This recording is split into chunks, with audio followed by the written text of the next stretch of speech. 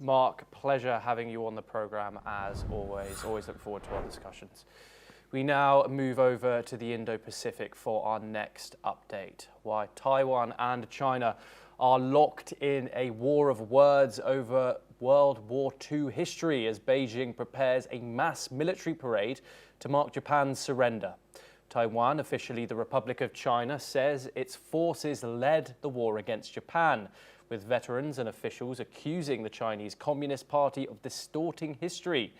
Veteran Pan Cheng-fa, 99, recalled fighting the Japanese and said communist forces prioritized strengthening themselves over resistance.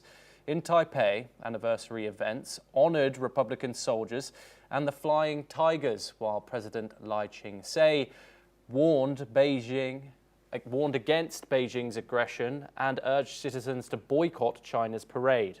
China, however, asserts the Communist Party was the backbone of resistance and claims Taiwan as its territory, a claim firmly rejected by Taipei.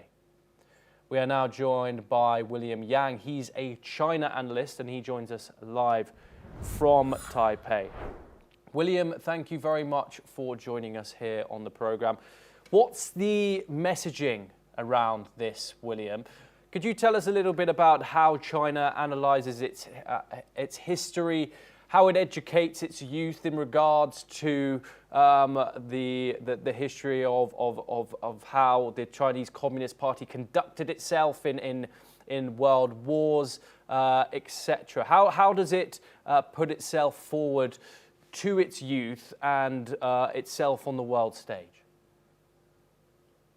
So I think one of the most important things surrounding this battle of narrative between Taipei and Beijing from China's perspective is that they need to be able to control who in fact represents the legitimate government and also the legitimate leader holds the legitimate power of the entire so-called Chinese nation.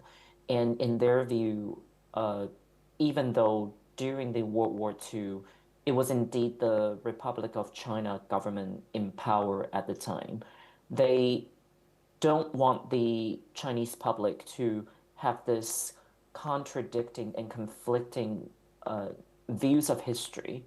So what they are trying to do is to make sure that they emphasize the role and the function that the Communist Party played during that war, and then basically inherit the overall entire ultimate victory as the contribution and the result of the Communist Party's leadership.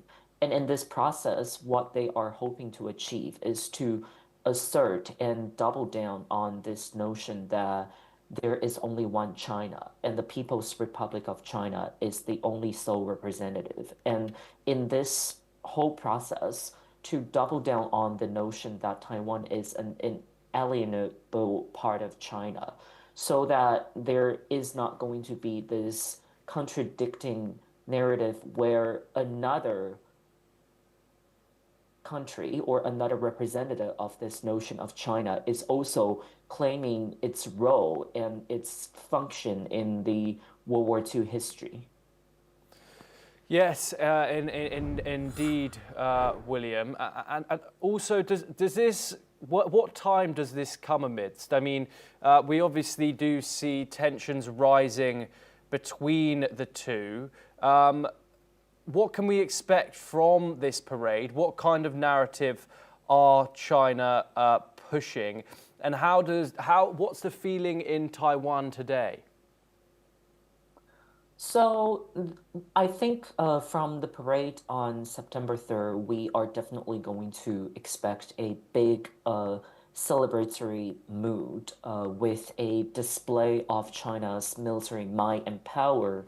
And we already know from media reports last week that there will be a showcase of some of China's most advanced military missiles and also weapon systems that will be on display. These, I think, all feed into China's intent to try to present itself as a rising military power that not only has always been on the side of justice, kind of tying it back to the history of the World War II as China being this country that prevailed against an invader of Japan in this particular case.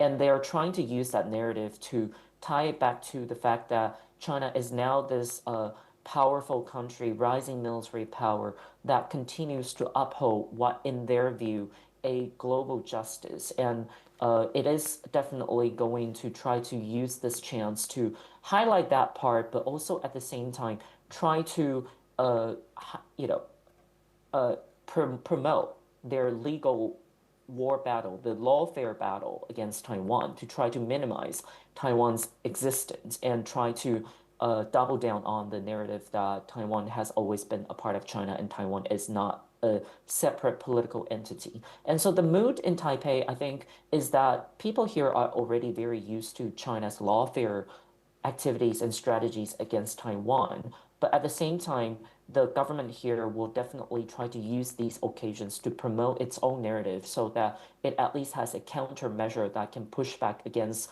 the Chinese narrative so that it doesn't let the Chinese narrative to dominate the international impression and understanding about the complicated relationship between China and Taiwan. William Yang, always a pleasure to get your insight on